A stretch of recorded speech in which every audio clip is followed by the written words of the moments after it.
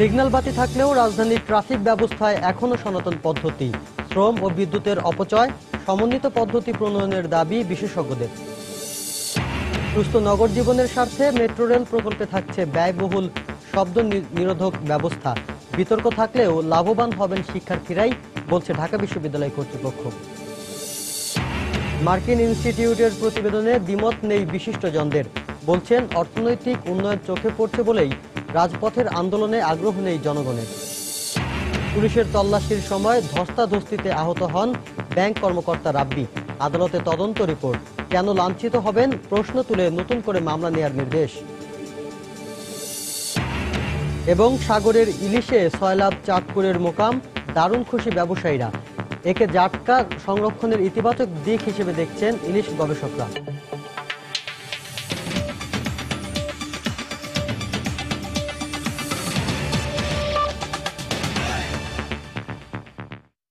সময় সংবাদের সঙ্গে আছি আমি শাফিন জাহিদ। অনিয়মই যেন নিয়ম হয়ে গেছে রাজধানীর ট্রাফিক ব্যবস্থায়।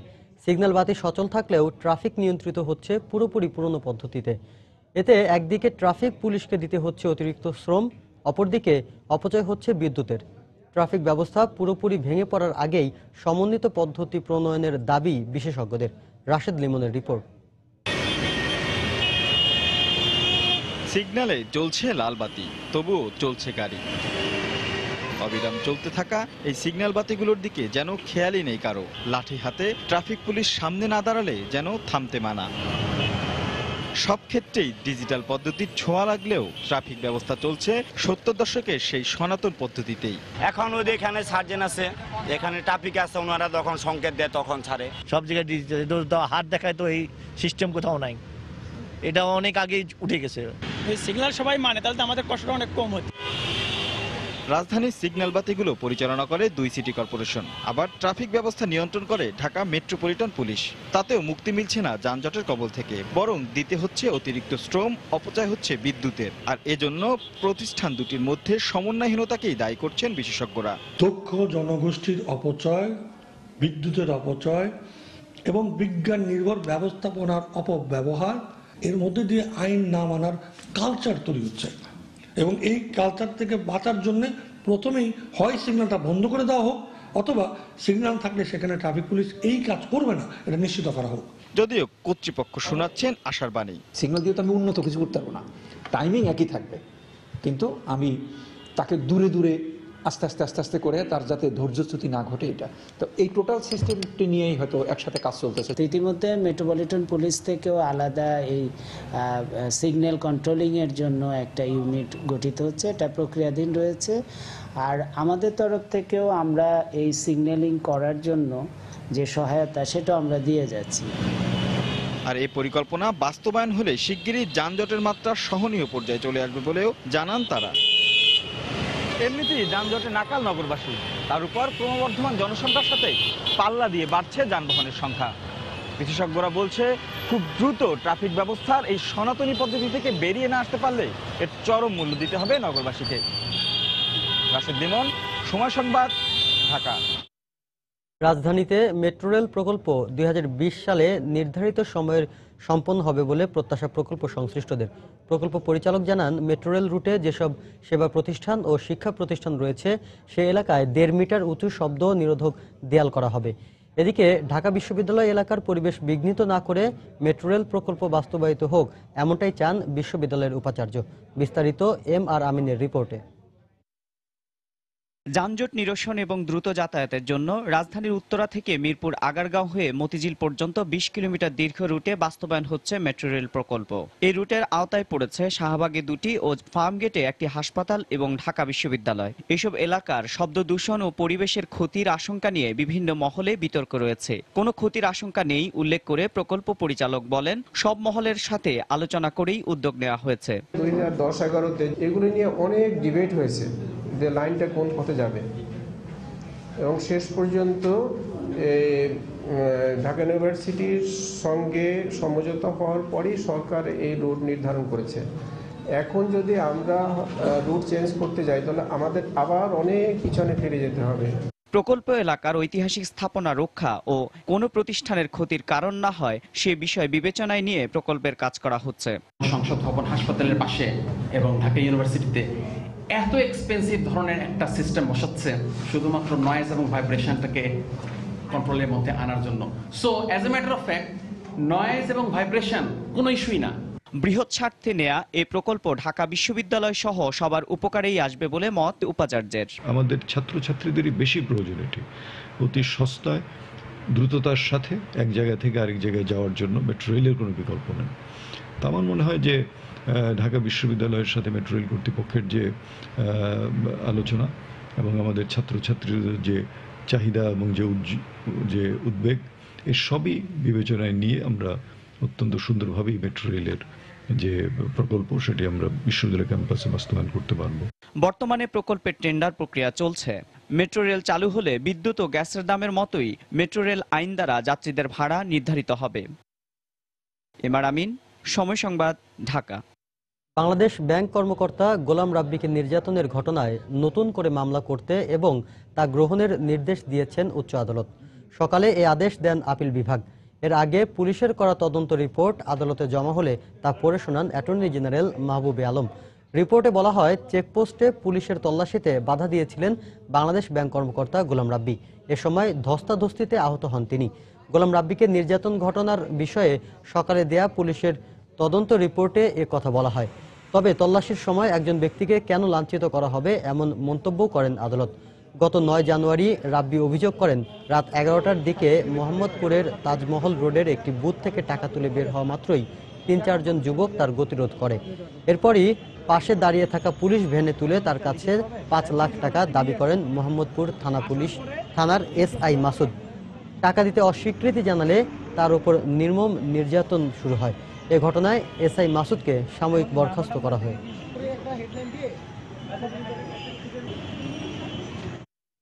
তৃতীয় পক্ষের সহযোগিতা ছাড়াই তৈরি পোশাক শিল্পের রপ্তানি বাড়াতে জোর দিতে হবে বলে মনে করেছেন ব্যবসায়ীরা। এতে একদিকে যেমন ক্রেতাদের আস্থা বাড়বে, অন্যদিকে অনাকাঙ্ক্ষিত অনেক বিতর্কই উতরে যাবে এ শিল্প। এজন্য দূতাবাসগুলোকে আরও সক্রিয় ভূমিকা রাখার দাবি তাদের। তবে সরাসরি বাজার ধরার ক্ষেত্রে শ্রমিকদের দক্ষতা বাড়ানোর ওপর গুরুত্ব দেওয়ার পরামর্শ অর্থনীতিবিদদের। বিস্তারিত কামরুল হাসান সবুজের রিপোর্টে।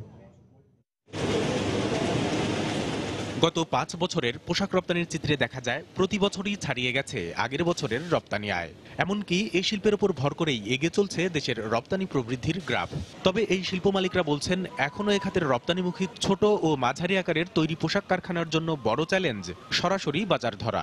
এই মার্কেটিং এর ক্ষেত্রে আমরা কিন্তু বেশ পিছিয়ে। যারা এখানে বাইং হাউসের মাধ্যমে ব্যবসা করছে, বাইং হাউসের সুবিধা নিয়ে থাকেন, খুব কম প্রাইসে তারা কাজ করান। শুধু তাই না, তাদের অনেক ভুল এই আমাদের ম্যানুফ্যাকচারের পরে কিন্তু চাপিয়ে দিতে চেষ্টা করা হয়। It is our weak point. এজন্য সম্ভাবনাময় বড় বাজার রাশিয়া সহ নতুন বাজার ধরতে কূটনৈতিক প্রতিনিধিদের আরও এগিয়ে আসার আহ্বান ব্যবসায়ীদের। এই কাজটা সরকার করতে পারে, বাইলেটারাল এগ্রিমেন্ট করে আমাদের ডিউটি কমায় দিতে পারে। দ্বিতীয় কথা হলো পজিটিভ প্রচারণাটা এমবেসির থ্রুতে করতে পারে। অনেক দেশের অনেক ব্র্যান্ড আছে এখনো বাংলাদেশে আসে নাই। সরকারকে রিকোয়েস্ট করছি রাশিয়ার মার্কেটের সাথে আমাদের আন্ডারস্ট্যান্ডিং করে দেওয়ার জন্য। রাশিয়া একটা বিরাট মার্কেট হইতে পারে আমাদের জন্য।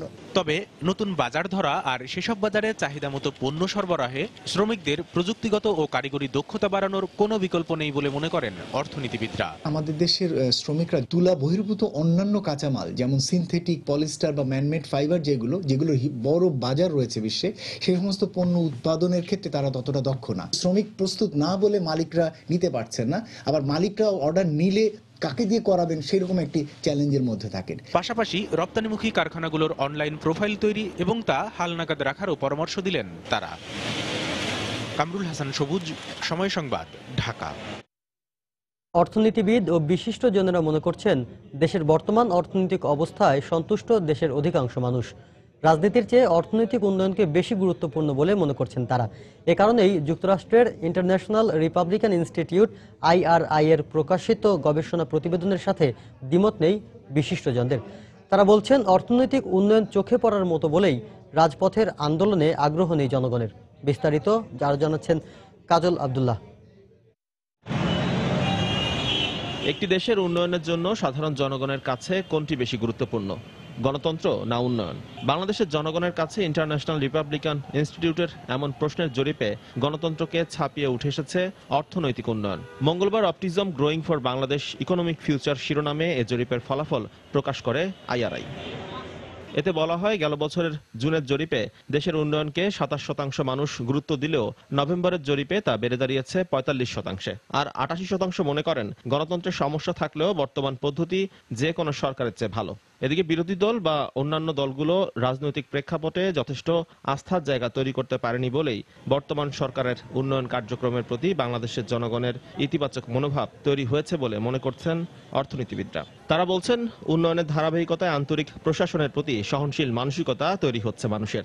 এছাড়াও অবকাঠামো উন্নয়ন, প্রবৃদ্ধি সহ অর্থনীতির অগ্রগতির ফলে সরকারের প্রতি মানুষের আস্থা বেড়েছে বলে মনে করছেন তারা। পজিটিভ বিষয় থাকে এবং সেটা আস্থার জায়গা আর তৈরি করার মতো বিষয়বস্তু থাকে, মানুষের আস্থা অবশ্যই জন্মাবে। মানুষ নৈরাজ্য পছন্দ করে না, কিন্তু উন্নয়নের ধারাবাহিকতায় কারা আন্তরিক, কোন জায়গায় তার আস্থা স্থাপন করতে হবে সেই সম্পর্কে মানুষ একেবারে পরিষ্কারভাবে ধারণা রাখে। জরিপে অংশ নেওয়া 64% মানুষ মনে করেন সঠিক পথেই এগুচ্ছে বাংলাদেশ। শিক্ষা, যোগাযোগ এবং অর্থনৈতিক উন্নয়ন মূলত এই তিনটি কারণেই দেশ এগিয়ে যাচ্ছে বলে জরিপে মতামত দিয়েছেন তারা। এদিকে বারবার নির্বাচন ও ক্ষমতার পালাবদলের অনিশ্চয়তার কারণে বর্তমান সরকারের উন্নয়ন কার্যক্রমকেই মানুষ গ্রহণ করেছে বলে মতামত দিয়েছেন অর্থনীতিবিদরা।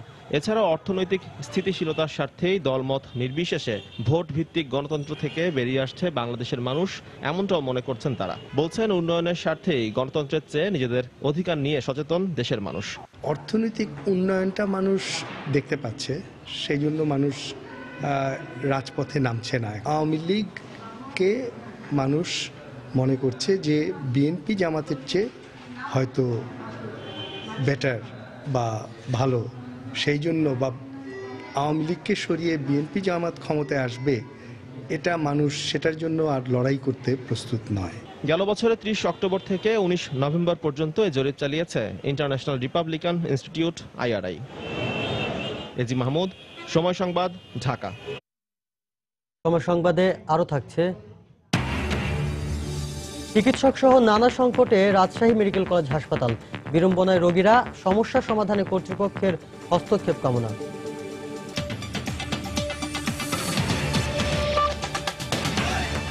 আজ থেকে রাজধানীতে গ্যাস সরবরাহ স্বাভাবিক হতে শুরু করেছে। সকাল থেকে সিএনজি ফিলিং স্টেশনগুলো ও বাসা বাড়িতে গ্যাস সরবরাহ গত 2 দিনের তুলনায় বেড়েছে। ফিলিং স্টেশনের কর্মকর্তারা জানান, গতকাল সন্ধ্যার পর থেকেই স্টেশনগুলোতে গ্যাসের সরবরাহ বাড়তে থাকে। এতে আজ সকাল থেকে তারা পরিবহনগুলোতে পর্যাপ্ত গ্যাস সরবরাহ করতে পারছেন। তবে গ্যাসের চাপ কিছুটা কম। এদিকে ফিলিং স্টেশনগুলোতে গ্যাস নেয়ার জন্য গত 2 দিনের মতো যানবাহনের দীর্ঘ সারি দেখা যায়নি আজ।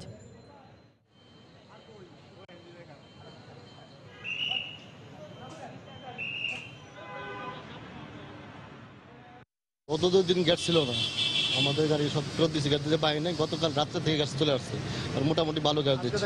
আজকে মোটামুটি স্বাভাবিক, কিন্তু সিরিয়াল অল্প একটু কম পাইছি।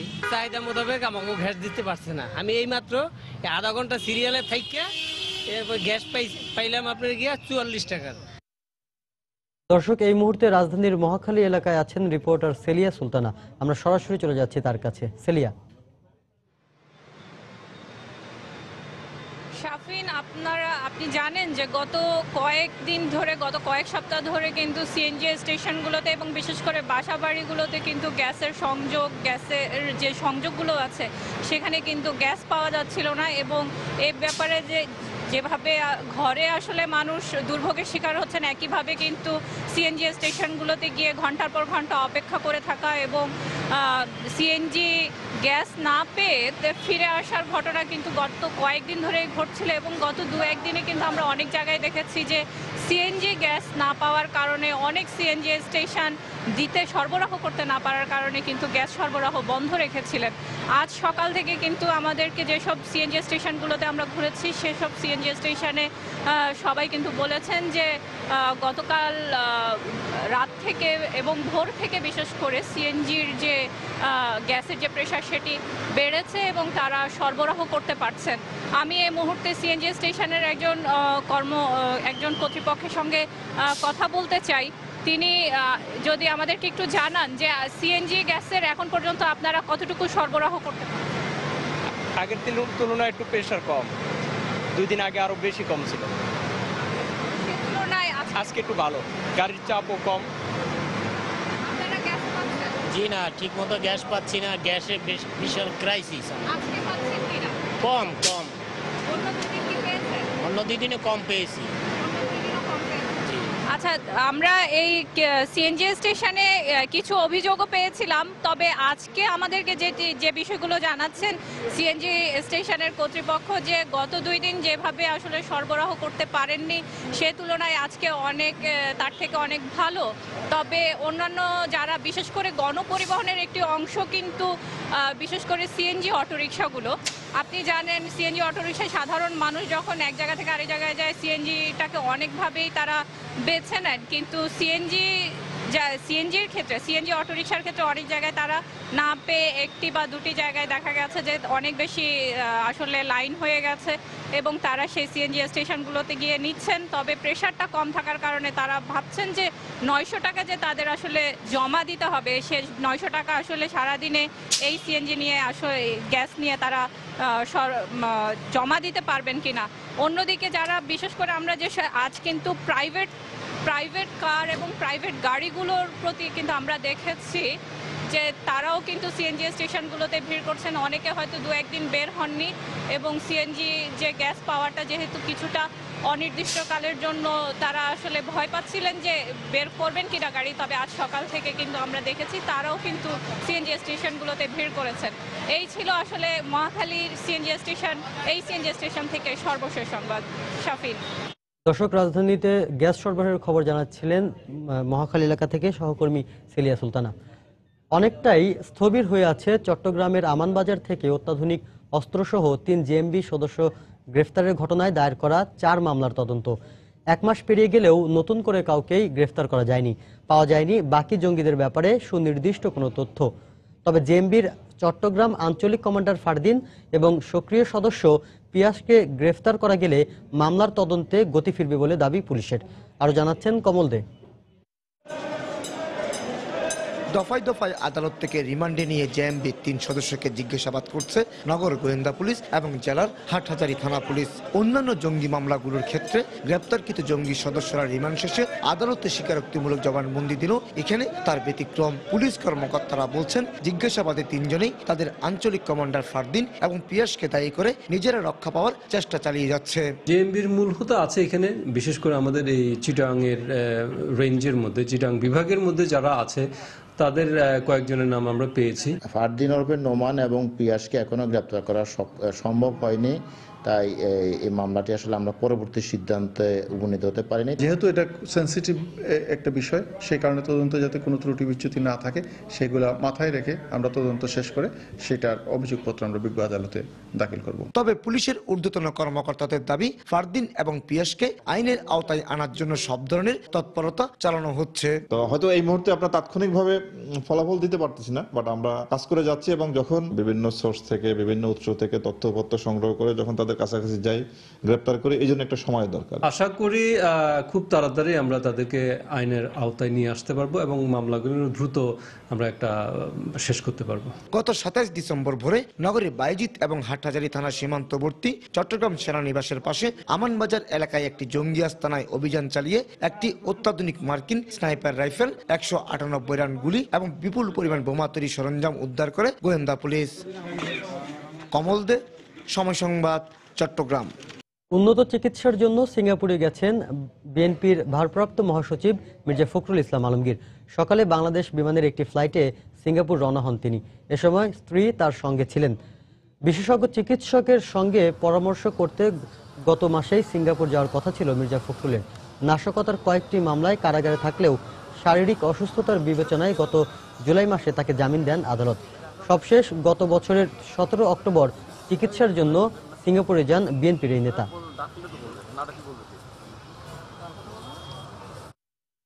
জ্ঞাত আয় বহির্ভূত সম্পদ অর্জনের অভিযোগে দুদকে হাজিরা দিতে এসেছেন আলোচিত ব্যবসায়ী মুসা বিন শমশের। রাজধানীর সেগুনবাগিচার দুর্নীতি দমন কমিশনে আসলে বেলা 11টায় তার জিজ্ঞাসাবাদ শুরু হয়। দুদকের পরিচালক মীর মোহাম্মদ জয়নুল আবেদিন শিবলি তাকে জিজ্ঞাসাবাদ করছেন। গত 13 জানুয়ারি দুদকের প্রধান কার্যালয়ে মুসা বিন শমশেরকে জিজ্ঞাসাবাদের কথা থাকলেও এর একদিন আগে অসুস্থতার কথা জানিয়ে 3 মাস সময় পেছানোর আবেদন জানান। পরে আবেদনের পরিপ্রেক্ষিতে দুদক কমিশনার জানান তার চাহিদা অনুযায়ী 3 মাস পেছানো সম্ভব নয়, 10 কার্য দিবসের মধ্যে জিজ্ঞাসাবাদের জন্য হাজির হতে হবে। এরপর আজ হাজির হতে অনুসন্ধানকারী কর্মকর্তা তাকে নোটিশ পাঠান।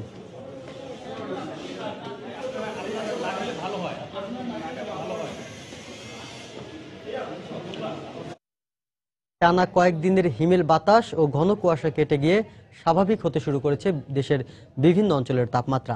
গতি ফিরেছে মানুষের দৈনন্দিন জীবনে।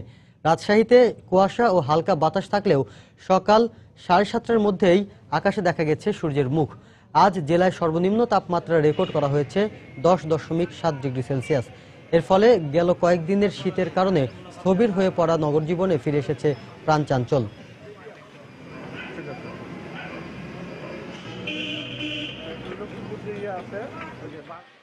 এদিকে কুড়িগ্রামে কুয়াশা কেটে গেলেও উত্তর পূর্ব দিক থেকে আসা কনকনে ঠান্ডা বাতাসে এখনো স্বস্তি ফেরেনি সাধারণ মানুষের মাঝে। খড়কুটোতে আগুন জ্বালিয়ে শীত নিবারণের চেষ্টা চালাচ্ছেন দরিদ্র মানুষ।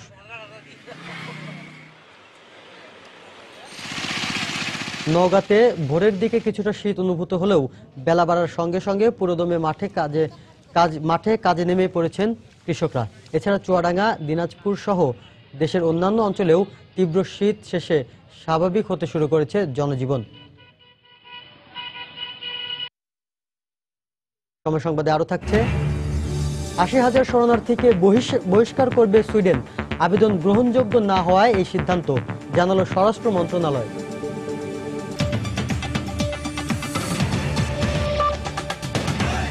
সাগরের ইলিশে চাঁদপুরের মোকাম এখন সয়লাব। প্রতিদিন মোকামে প্রায় ১,০০০ মন ইলিশ আমদানি হচ্ছে। এই শীতে হঠাৎ করে ইলিশ আমদানিতে ব্যবসায়ীরাও দারুণ খুশি। ইলিশ গবেষকদের দাবি, এই সময় ইলিশ প্রাপ্তি অস্বাভাবিক কোনো ঘটনা নয়, এটা জাটকা সংরক্ষণের ইতিবাচক দিক। ফারুক আহমেদের তথ্য ও কৃষ্ণকান্তদের ছবি নিয়ে ডেস্ক রিপোর্ট। চাঁদপুর শহরের বড় স্টেশন, সবচেয়ে বড় মাছের মোকাম। এবার বর্ষা কিংবা পরবর্তী সময়ে এই মোকামটি ছিল একেবারে নিষ্প্রাণ, কিন্তু এখন ভিন্ন চিত্র। প্রতিদিনই মোকামে আসছে ঝাঁকে ঝাঁকে ইলিশ। জেলে আর সরবরাহকারীরা বলছেন সাগর মোহনায় প্রচুর ইলিশ ধরা পড়ছে, যা মূল মৌসুমে ধরা পড়েনি। তাই বাজার ধরতে মাছের চালান নিয়ে ছুটে আসছেন চাঁদপুরে। দিন 15 দিন মাছ পড়তেছে, কিন্তু এত ব্যাপক মাছ, জাইলেও খুশি, পাটিও খুশি। এই ভুনাইটা দেওয়ার পরে তো মাছ বাড়িয়ে গেছে, অনেক মাছ পাওয়া যায় আলাদা। এখান থেকে রাজধানী সহ দেশের বিভিন্ন স্থানে ইলিশ সরবরাহ হচ্ছে। বরফ দিয়ে প্যাকেট করা হচ্ছে নানা আকারের ইলিশ। আকার ভেদে দরদামও ভিন্ন। এখন প্রতিদিনই বিক্রি হচ্ছে ১,০০০ মন পর্যন্ত ইলিশ। দৈনিক মনে করেন আপনার ২০০-২৫০ বাসকা মাছ এদিক থেকে পাঠাইতে আসি আমরা। ৪০০-৫০০ যেটা চলতেছে, এটা হচ্ছে বর্তমান বাজারে ১৮ হইতে ১৯,০০০ টাকা মন। আর 1 কেজির নিচে যেটা, এটা ২৬ হইতে ২৭,০০০ টাকা মন চলতেছে। এই দিনে সকলেই মনে করেন এক হিসাবে বেকার থাকার কথা, এখন আমরা সবাই মনে করেন না ব্যবসা বাণিজ্য করতেছি। সরকারের ইলিশ রক্ষায় জাটকা সংরক্ষণ কর্মসূচি সফল হয়েছে, এমনটাই দাবি এই ইলিশ গবেষকের। মা ইলিশ রক্ষা, জাটকা সংরক্ষণ এবং অভয়াশ্রম বাস্তবায়ন, এগুলির প্রেক্ষিতে একসময় জানুয়ারিতে পাওয়া যেত না, এটি এখন পাওয়া শুরু হয়েছে। এটি অস্বাভাবিক কোনো ঘটনা নয়, বরং ইটস এ গুড সাইন। ২০১৪-১৫ অর্থ বছরে দেশে মোট ইলিশের উৎপাদন ছিল ৩,৮৫,০০০ মেট্রিক টন, যা তার আগের বছরের চেয়ে বর্তমানে ৩৫,০০০ মেট্রিক টন বেশি। সময় সংবাদ, চাঁদপুর। অনুমতি না থাকলেও ঢাকা আন্তর্জাতিক বাণিজ্য মেলায় নানা রকম পণ্য বিক্রি করছেন হকাররা। তারা বলছেন মেলা কর্তৃপক্ষের চোখ ফাঁকি দিয়ে মেলা প্রাঙ্গণে ব্যবসা করছেন তারা। এছাড়া অনেক দোকানের সামনেই দুপুরের পরও দেখা যাচ্ছে সাজানোর অপেক্ষায় রাখা মালামালের স্তূপ। এসব বিড়ম্বনা এড়াতে কর্তৃপক্ষকে দায়িত্বশীল হওয়ার আহ্বান দর্শনার্থীদের। 22টি দেশের অংশগ্রহণে চলছে 21তম ঢাকা আন্তর্জাতিক বাণিজ্য মেলা। শেষ দিকে কেনাকাটায় বাড়তি ছাড় আর বিনোদনের জন্য বেড়েছে ক্রেতা দর্শনার্থীর সমাগম। মেলার বহুমুখী সুবিধার সাথে অসুবিধার মধ্যেও পড়তে হচ্ছে দর্শনার্থীদের। আন্তর্জাতিক এই মেলার পাবলিক টয়লেটের সামনে বসেছে বিড়ি সিগারেটের দোকান। একে তো পাবলিক প্লেসে ধূমপান নিষেধ, তার উপর এখানে প্রতিটি সিগারেটের দাম রাখা হচ্ছে 2 টাকা বেশি। গুল্লি, বেনসন, ইজি ব্ল্যাক, মন, স্ট্রবেরি বাইরের থেকে 2 টাকা 1 টাকা বেশি। এছাড়া মেন গেটের আশপাশ সহ একটু হাঁটলেই দেখা মিলছে আম, পেয়ারা, আইসক্রিম আর ভ্রাম্যমান খেলনা বিক্রেতার। এদের সবারই কথা পুলিশ দেখলেই বের করে দেয় তাদের। আম বেচতেছে 30 টাকা বানানো, পেয়ারা বেচতেছে 20 টাকা বানানো, ভালোই কিনতেছে। ডিউটির পুলিশ দেখলে ধরে। গতকালকে রাত্রে অনেক বেশি মাল আসছে, যার কারণে এখন পর্যন্ত আমি সবগুলো মান গুছানো কমপ্লিট করতে পারি নাই। মোটামুটি বেশি বেচা কিনা নাই। আমরা আইসি আবার যাবো রাত্রে। শুধু হকার নয়, মেলা প্রাঙ্গণে দেখা গেল ব্যক্তিগত মোটরসাইকেলও। মেলার সৌন্দর্য হানিকর প্রশ্নবিদ্ধ এসব কর্মকাণ্ডের জন্য কর্তৃপক্ষের উদাসীনতাকেই দায়ী করছেন দর্শনার্থীরা। মনোহারীর দোকানের মতো একটা দোকান, তার সামনে অনেকগুলো কার্টুন রাখা। গ্রাম্য মেলা যেরকম হয় সেসব দোকানে ফুটপাতে আম, ছেলে, শশা এগুলো বিক্রি করে, পেয়ারা বিক্রি করে। টয়লেটের মুখে এই ধরনের পাবলিক প্লেসে, এরপরে আন্তর্জাতিক একটা বাণিজ্য মেলা, সেইখানে এই ধরনের সিগারেটের দোকান, কর্তৃপক্ষ কতটা উদাসীন এই ব্যাপারে এটা এতেই বোঝা যায়। বাথরুমের অবস্থা তো ভয়াবহ খারাপ। দর্শনার্থীদের এসব অভিযোগের ব্যাপারে কথা বলতে মেলা প্রাঙ্গণে ইপিবির দায়িত্বশীল কাউকেই পাওয়া যায়নি। কামরুল হাসান সবুজ, সময় সংবাদ, ঢাকা।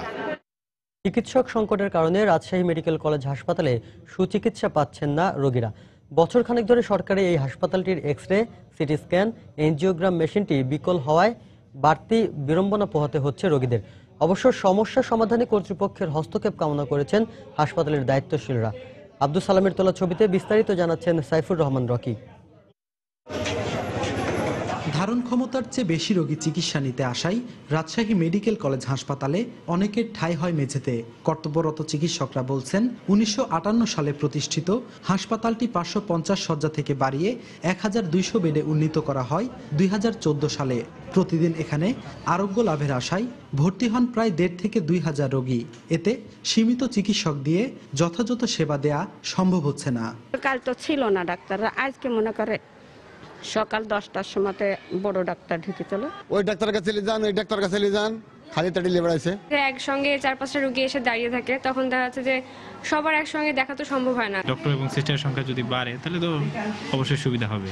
শুধু চিকিৎসক সংকট নয়, হাসপাতালটিতে বছরখানেক ধরে 2টি এক্স-রে, একটি সিটি স্ক্যান, একটি এনজিওগ্রাম ও 2টি অ্যাম্বুলেন্স নষ্ট হয়ে পড়ে আছে। ফলে রোগীদের সুচিকিৎসা দেওয়াটা সম্ভব হচ্ছে না বলে স্বীকার করলেন হাসপাতালের দায়িত্বশীল এ কর্মকর্তা। তবে সংশ্লিষ্ট মন্ত্রণালয়ে সংকট উত্তরণে প্রয়োজনীয় ব্যবস্থা নেয়ার তাগাদা দেওয়া হয়েছে বলে জানান তিনি। এই জিনিসগুলো অতি সত্বর মেরামত করে দিতে অথবা নতুন মেশিন কেনার জন্য টাকা বরাদ্দ দেওয়ার জন্য আমরা মন্ত্রণালয়কে ইতিপূর্বেই লিখেছি এবং তাদেরকে রিমাইন্ডারও দেওয়া হয়েছে। হাসপাতাল কর্তৃপক্ষ জানিয়েছে, বর্তমানে হাসপাতালটিতে 230 জন চিকিৎসক থাকলেও দরকার 790 জন। সাইফুর রহমান রকি, সময় সংবাদ, রাজশাহী। আগামী 17 এপ্রিল 5 বছর পূর্ণ করতে যাচ্ছে সময় সংবাদ। এই উপলক্ষে মাস জুড়ে দেশের প্রতিটি জেলায় দর্শকের কাছে যাচ্ছে সময়ের সংবাদ দল। জানার চেষ্টা করছে তাদের মতামত আর প্রতিক্রিয়া। আজকের যাত্রায় সকালে পাবনায় পৌঁছায় সময় সংবাদের দলটি। সেখানে সরকারি এডওয়ার্ড কলেজ প্রাঙ্গণে আয়োজন করা হয় দর্শকের কাছে অনুষ্ঠানের। এ সময় বিভিন্ন কলেজ ও বিশ্ববিদ্যালয়ের ভর্তি পরীক্ষা এবং ফলাফলের তথ্য প্রকাশের জন্য সময় সংবাদকে ধন্যবাদ জানান দর্শকরা। সেই সঙ্গে সরাসরি সম্প্রচারেও প্রশংসা করেন তারা। এছাড়া মুক্তিযুদ্ধ ভিত্তিক প্রতিবেদন প্রচারেও পরামর্শ দেন দর্শকরা।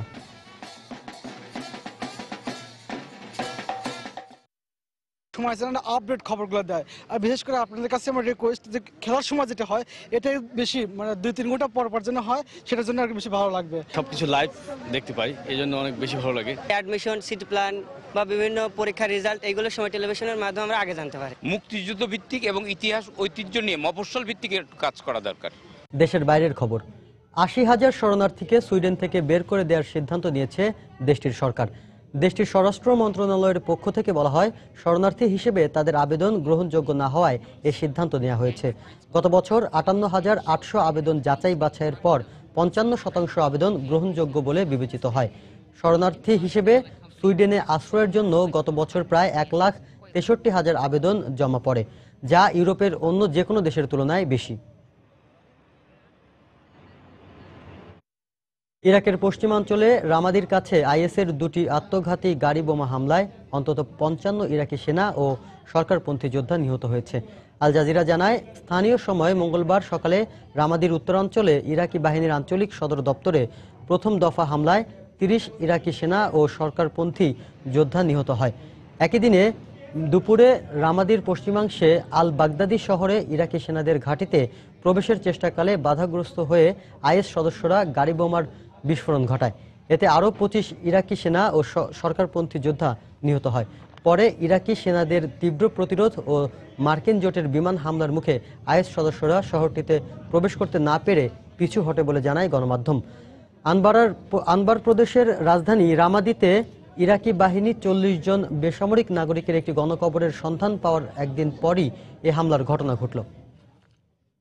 গেল এক সপ্তাহে কলম্বিয়ায় জিকা ভাইরাসে আক্রান্ত হয়েছে অন্তত 13,500 মানুষ, ঝুঁকিতে রয়েছে আরও 70,000। আর এরই মধ্যে এ ভাইরাসে আক্রান্ত মায়েদের গর্ভে মাইক্রোসেফালি বা বিকৃত মাথার রোগ নিয়ে ব্রাজিলে জন্ম নিয়েছে অন্তত 4,000 শিশু। এমন অবস্থায় সম্মিলিত উদ্যোগ গ্রহণের আহ্বান জানিয়েছেন ব্রাজিলের প্রেসিডেন্ট দিলমা রৌসেফ। এদিকে এডিস মশাবাহী এই জিকা ভাইরাসের প্রতিষেধক আবিষ্কার করতে 1 দশক লেগে যেতে পারে বলে ধারণা গবেষকদের। চিকিৎসা বিজ্ঞানের ভাষায় শিশুদের ছোট মাথার এই অবস্থাকে বলা হয় মাইক্রোসেফালি। এডিস মশাবাহী জিকা ভাইরাসের সংক্রমণ এ রোগের জন্য দায়ী, যার এখন পর্যন্ত কোনো চিকিৎসা আবিষ্কৃত হয়নি। আক্রান্ত অন্তঃসত্ত্বা নারীরা বিকৃত মাথার শিশুর জন্ম দিতে পারেন এমন আশঙ্কায় নড়ে চড়ে বসেছেন চিকিৎসা বিজ্ঞানীরা। তবে এর প্রতিষেধক আবিষ্কার ও তা জনসাধারণের হাতের নাগালে পৌঁছে দিতে অন্তত 10 বছর সময় লাগবে বলে ধারণা তাদের। যুক্তরাষ্ট্রের ইউনিভার্সিটি অব টেক্সাস মেডিকেল ব্রাঞ্চের অধীনে এর টিকা আবিষ্কারের চেষ্টা চালিয়ে যাচ্ছেন মার্কিন বিজ্ঞানীরা।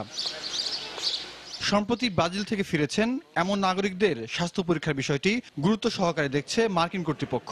দেখভাল করছেন মার্কিন গোয়েন্দা সংস্থা FBI ও পুলিশ বাহিনীর সদস্যরা। জিকা ভাইরাস নিয়ে গবেষণা শুরু হয়েছে গালভেস্টনের পরীক্ষাগারে। আর জিকা ভাইরাসের বিস্তার রোধে এ সংক্রান্ত তথ্য সরবরাহ করার আশ্বাস দিয়েছে হোয়াইট হাউস। গবেষণা বলছে এ ভাইরাসে আক্রান্ত 5 জনের মধ্যে কেবল 1 জনের দেহে রোগের লক্ষণ দেখা যায়। বর্তমানে আমরা এ সংক্রান্ত তথ্য সরবরাহের প্রতি জোর দিচ্ছি, যাতে জনসাধারণ তাদের করণীয় ঠিক করতে পারেন। জিকা ভাইরাসের সংক্রমণ ঠেকাতে যৌথ বৈঠক করেছেন ব্রাজিল ও কলম্বিয়ার সরকার প্রধানরা। বৈঠকে এই ভাইরাসের বিস্তার রোধে সম্মিলিত উদ্যোগ নেওয়ার আহ্বান জানানো হয়। জিকা ভাইরাসের বিরুদ্ধে যে যুদ্ধ চলছে, ঐক্যবদ্ধভাবে এতে ঝাঁপিয়ে পড়ার আহ্বান জানাচ্ছি। ব্রাজিল এ বিষয়ে সচেতন আছে। এখন প্রয়োজন গবেষণা আর তথ্য উপাত্ত দিয়ে পরস্পরের সহযোগিতা বাড়ানো। কলম্বিয়ার 170টি পৌরসভার প্রায় 14,000 মানুষ জিকা ভাইরাসে আক্রান্ত। সংক্রমণের ঝুঁকিতে আছেন আরো 1.5 লক্ষ মানুষ। তবে এটা শুধু এক দেশের সমস্যা নয়, জিকা ভাইরাসে আক্রান্ত হতে পারে যে কোনো দেশ। জিকা ভাইরাসের সংক্রমণের ঘটনায় বিশ্ব স্বাস্থ্য সংস্থার বিশেষ সতর্কবাণীর পর মশক নিধন অভিযান জোরদার করেছে বিশ্বের বিভিন্ন দেশ। জাহিদুর রহমান, সময় সংবাদ। খেলার খবর, ফুটবল প্রসঙ্গ। দু একদিনের মধ্যে পুরনো ফুটবলারদের ফিরিয়ে না দিলে AFC কাপে খেলবে না শেখ জামাল। সাথে দেশের ফুটবল থেকেও সরে দাঁড়াতে পারে ক্লাবটি। আর AFC কাপের ঠিক আগে জামালের সব ফুটবলার অন্য ক্লাবে নেয়া বাফুফের ষড়যন্ত্র বলেও দাবি করেন সভাপতি মঞ্জুর কাদের। তবে গেল মৌসুমে ক্লাবটিতে খেলা ফুটবলাররা জানিয়েছেন কোনো মতেই শেখ জামালে ফিরবেন না তারা। যাই না এখন আমার player, I cannot, you are a journalist, you should understand, they are my player till now. BFF has got no bloody right to take my player away to give it to somebody else. I told in my speech that মনে হচ্ছে BFF একটা agency নিচে শেখ জামালকে ধ্বংস করে দিয়ে অন্য জায়গায় পিটাভাগ করে প্লেয়ার দিয়ে দিবে। ঠিক যেন হুঙ্কারি দিলেন শেখ জামালের প্রেসিডেন্ট। সাথের ফুটবলাররা যে তাকে ছেড়ে এখন অন্য ঘরে। আর এই প্রেক্ষাপটেই নাটকের ভিলেন যেন ফুটবল ফেডারেশন। তাদের হস্তক্ষেপেই নাকি দল বদলের বাজারে দিন বদলের গান। বঙ্গবন্ধু গোল্ড কাপের সেমিতে হারের পর সে রাতেই যেন ফুটবলার ঘরে তোলার তোলপাড় পড়ে যায় হোটেল পূর্বানীতে। পরের দিন কড়া নিরাপত্তায় নিজের পছন্দের ক্লাবে চলে যায় ফুটবলাররা। মঞ্জুর কাদেরের দোষারোপের আঙ্গুলটা সরাসরি ফুটবল ফেডারেশন প্রধান কাজী সালাউদ্দিনের দিকে। শুধু দলবদল নয়, ফুটবলের এই বেহাল দশার পেছনেও এই বর্তমান কমিটিকে দায়ী করেন তিনি। We are trying our best to play for the league. অপ্রিয় হলো সত্য, ফুটবল ফেডারেশন সেটা হতে দিচ্ছে না। বাংলাদেশ প্রোডাকশনে সালাম মুর্শিদি, সালাউদ্দিনরা সেই অ্যারেঞ্জমেন্ট রাখে নাই। ওরা মুখের ভাষায় বলে 2022 সালে ওয়ার্ল্ড কাপে যাবে। They're living in a fool's bloody paradise, I'm sure. সাথে দিলেন আলটিমেটাম, 2-1 দিনের মধ্যে পুরনো ফুটবলার না দিলে AFC কাপে খেলবে না শেখ জামাল। দেশের ফুটবল থেকেও সরে দাঁড়াতে পারে বর্তমান চ্যাম্পিয়নরা। আমরা খেলতে চাচ্ছি, এখনো চাচ্ছি, আজকার মধ্যে কালকার মধ্যে যদি প্লেয়ার না আসে আমরা এএফসি কাপে কি করে খেলবো। তো আমাদের নিজদের জার্সি পরে সালাউদ্দিনকে বা সালাম মুর্শিদিকে নিয়ে যেতে হবে জার্সি পরে খেলানোর জন্য। মামুনুল সহ অন্য ফুটবলাররা যে শেখ জামালের অধিকারী আছে এমন প্রমাণ নিয়েও এসেছিল শেখ জামাল। তবে মামুনুল রনিদের সাথে কথা বলে জানা গেল অন্য গল্প। রনি শেখ জামালের প্লেয়ার না, রনির ছাড়বে কেমন করে? ওরা থার্ড পেমেন্ট দিয়ে তো ছাড়তে হবে। আমরা তো ক্লাবের গানি টানি না যে 10-12 লাখ টাকা রেখে চলে যাবো। সব তো প্লেয়ারের দায়ভার না, প্লেয়াররা তো আপনারা সাকসেস দিচ্ছে। স্বাধীন দেশের মানুষের একটা স্বাধীনতা আছে না, আমি ওনার টিমে খেলতে হবে আজীবন, এটা তো না। একটা ক্লাবের জন্য লিগ বন্ধ হবে না, তো লিগ চলবে। সম্ভবত আমরা যে 3-4 জনকে ছাড়ছে এদেরকে থার্ড পেমেন্ট গুলো দেয় নাই, মানে বাকি টাকাটা দেয় নাই, তো কিছু মনে হয় দেয় নাই। জানা গেছে খুব শীঘ্রই ফুটবলাররাও সংবাদ সম্মেলন করে নিজেদের অবস্থান জানাবেন। রায়হান মাসুদ, সময় সংবাদ, ঢাকা। কোপা দেল রের খবর। অ্যাথলেটিক বিলবাওকে হারিয়ে কোপা দেল রের সেমিফাইনাল নিশ্চিত করেছে বর্তমান চ্যাম্পিয়ন বার্সেলোনা। কাতালান জায়ান্টরা জয় পেয়েছে 3-1 ব্যবধানে। তবে বিদায় নিয়েছে আরেক জায়ান্ট অ্যাথলেটিকো মাদ্রিদ।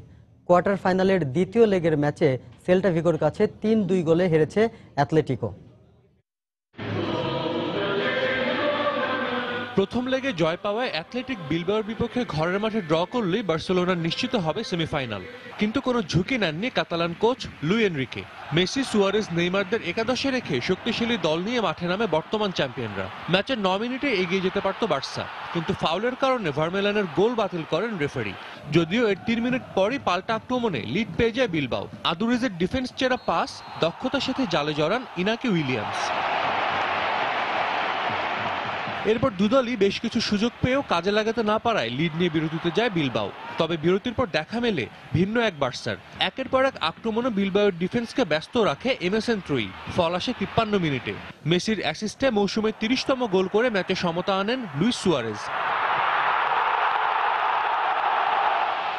দারুণ কিছু সেভ করে বার্সাকে লিড নেওয়া থেকে বঞ্চিত করলেও ম্যাচের 81 মিনিটে আর পারেননি বিলবাও গোলরক্ষক হেরেরিন। জেরার্ড পিকের দুর্দান্ত হেডে লিড দ্বিগুণ হয় বর্তমান চ্যাম্পিয়নদের। এরপর ম্যাচের যোগ করার সময় ব্রাজিলিয়ান তারকা নেইমারের গোলে 3-1 ব্যবধানে এগিয়ে যায় বার্সা। ফলে 2 লেগ মিলে 5-2 ব্যবধানে জয় নিয়ে সেরাটা নিশ্চিত করে লুই এনরিকের দল। অপর ম্যাচে 10 বারের চ্যাম্পিয়ন অ্যাথলেটিকো মাদ্রিদ মুখোমুখি হয় সেল্টা ভিগোর। নামে ভারে এগিয়ে থাকে অ্যাথলেটিকো শুরু থেকেই ছিল আক্রমণাত্মক। স্বাগতিকরা লিড নেওয়ার বেশ কিছু সুযোগ হারালেও ভুল করেনি তাদের প্রতিপক্ষ। 22 মিনিটে আর্জেন্টাইন স্ট্রাইকার পাবলো হার্নান্দেজের গোলে লিড নেয় সেল্টা ভিগো। তবে 7 মিনিট পরে অ্যান্টোনিও গ্রিজম্যান গোল করলে সমতায় শেষ হয় প্রথমার্ধ। দ্বিতীয়ার্ধেও দুদল খেলতে থাকে আক্রমণাত্মক ফুটবল। 56 মিনিটে দুর্দান্ত এক ভলিতে গোল করে আবারও সেল্টিক্সদের এগিয়ে দেন সুইডিশ স্ট্রাইকার জন গুইদেত্তি। আর 64 মিনিটে হার্নান্দেজ নিজের দ্বিতীয় গোল করলে সেল্টা ভিগোর সেমিফাইনাল অনেকটাই নিশ্চিত হয়ে যায়।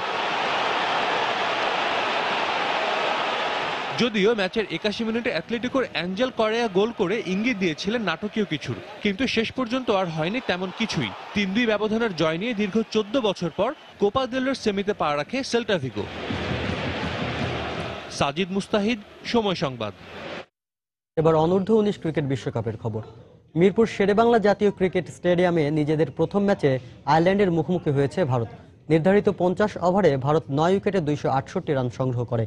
মিরপুরে ব্যাটিংয়ের শুরুটা ভালো হয়নি আসরের অন্যতম ফেভারিট ভারতের। স্কোরবোর্ডে কোনো রান না তুলেই বিদায় নেন অধিনায়ক ঈশান কিষান। এরপরেই কিছুটা দেখে শুনে ব্যাট করেছিলেন ওপেনার রিকি ভুই ও ঋষভ পান্ত, কিন্তু দলীয় 46 রানে ঋষভ সাজঘরে ফিরলে রিকিও বেশিক্ষণ উইকেটে টিকে থাকতে পারেননি। ব্যক্তিগত 39 রান করে আউট হন রিকি।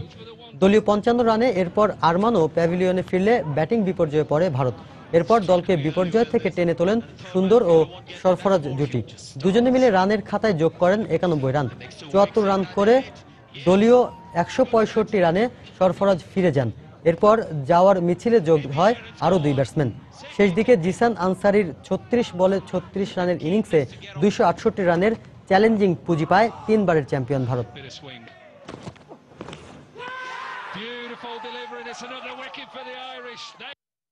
ফেব্রুয়ারির মাঝামাঝিতে যুক্তরাষ্ট্রে বসতে যাচ্ছে ওয়েস্টমিনিস্টার ক্লাব ডগ শোর 140তম আসর। দেশটির 50টি রাজ্য থেকে এবারের আসরে অংশ নেবে প্রায় 200 প্রজাতির 3000 কুকুর। শ্রেষ্ঠত্বের লড়াইয়ে শীর্ষস্থান দখলে কুকুরদের কঠোর অনুশীলন চালিয়ে যাচ্ছেন মালিকরা। ওয়েস্টমিনিস্টার ক্যানেল ক্লাব ডগ শো বলে কথা, দরজায় করা নাড়ছে এর 140তম আসর। কুকুরের শ্রেষ্ঠত্বের লড়াইয়ে মার্কিন মুলুকের এটি সবচেয়ে বড় আয়োজন। সেরাদের সেরা হবার লড়াইয়ে প্রতিযোগী কুকুরগুলোকে 3টি পরীক্ষার মুখোমুখি হতে হবে। দেখা হবে তারা কতটা মালিকের অনুগত। বিবেচনায় আনা হবে যে ক্ষিপ্রতা, বাদ যাবে না কুকুরের শৌখিনতার বিষয়টিও। প্রিয় কুকুরকে জোরে সোরে অনুশীলন করাচ্ছেন মালিকেরা। দক্ষতার সৌন্দর্যের বিবেচনায় নিজেদের কুকুরকেই পুরস্কার জেতার ক্ষেত্রে সবার চেয়ে এগিয়ে রাখছেন তারা। এর নাম নিকো। সে নিজের সৌন্দর্য দেখাতে বেশি পছন্দ করে, বিশেষ করে তার সাদা রঙের পায়ের থাবাগুলোকে। আর গোলকের মধ্য দিয়ে দৌড়ের দিক থেকেও এর জুড়ি নেই। এই কুকুরটি এবারের প্রদর্শনীতে আকর্ষণের কেন্দ্রবিন্দুতে থাকবে বলে আমার বিশ্বাস। মানুষের মতোই এটি মজা করতে ভালোবাসে। এবারের প্রতিযোগিতায় 199টি উন্নত জাতের কুকুর অংশ নেবে। এদের মধ্যে 7টি নতুন প্রজাতির কুকুরের অংশগ্রহণ প্রদর্শনীতে বেশ আলো ছড়াবে বলেই আশা আয়োজকদের। 50টি রাজ্য থেকে 3000-এরও বেশি কুকুর যোগ দেবে এবারের আয়োজনে। 3টি আলাদা ইভেন্টে অংশ নেবে এরা। আগামী 15 ও 16 ফেব্রুয়ারি অনুষ্ঠিত হতে যাওয়া এবারের প্রদর্শনীর ভেন্যু নির্ধারণ করা হয়েছে যুক্তরাষ্ট্রের Madison Square Garden. Jahidur Rahman, Somoy Sangbad. এ পর্যায়ে শীর্ষ সংবাদ জানিয়ে দিচ্ছি আরেকবার। সিগন্যাল বাতি থাকলেও রাজধানীর ট্রাফিক ব্যবস্থায় এখনো সনাতন পদ্ধতি, শ্রম ও বিদ্যুতের অপচয়, সমন্বিত পদ্ধতি প্রণয়নের দাবি বিশেষজ্ঞদের। সুস্থ নগর জীবনের স্বার্থে মেট্রো রেল প্রকল্পে থাকছে ব্যয়বহুল শব্দ নিরোধক ব্যবস্থা।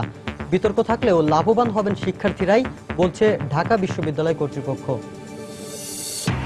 মার্কিন ইনস্টিটিউটের প্রতিবেদনে দ্বিমত নেই বিশিষ্টজনদের, বলছেন অর্থনৈতিক উন্নয়ন চোখে পড়ছে বলেই রাজপথের আন্দোলনের আগ্রহ নেই জনগণের। পুলিশের তল্লাশির সময় ধস্তাধস্তিতে আহত হন ব্যাংক কর্মকর্তা রাব্বি। আদালতের তদন্ত রিপোর্ট, কেন লাঞ্ছিত হবেন প্রশ্ন তুলে নতুন করে মামলা নেয়ার নির্দেশ। এবং সাগরের ইলিশে ভরপুর চাঁদপুরের মোকাম, দারুণ খুশি ব্যবসায়ীরা। একে জাটকা সংরক্ষণের ইতিবাচক দিক হিসেবে দেখছেন ইলিশ গবেষকরা। এই ছিল এখনকার মতো। যে কোনো খবর পেতে ভিজিট করুন সময়নিউজ.tv। যে কোনো বাংলা লিংক, রবি ও সিটিসেল নম্বর থেকে সময় সংবাদের খবর, অনুষ্ঠান সম্পর্কে জানতে এবং যে কোনো তথ্য সময় সংবাদকে জানাতে ডায়াল করুন 16242 নম্বরে। এছাড়া এই মাত্র পাওয়া খবর আপনার মোবাইলে পেতে SMS করুন *SN লিখে পাঠিয়ে দিন 16242 নম্বরে। সঙ্গে থাকুন সময়ে।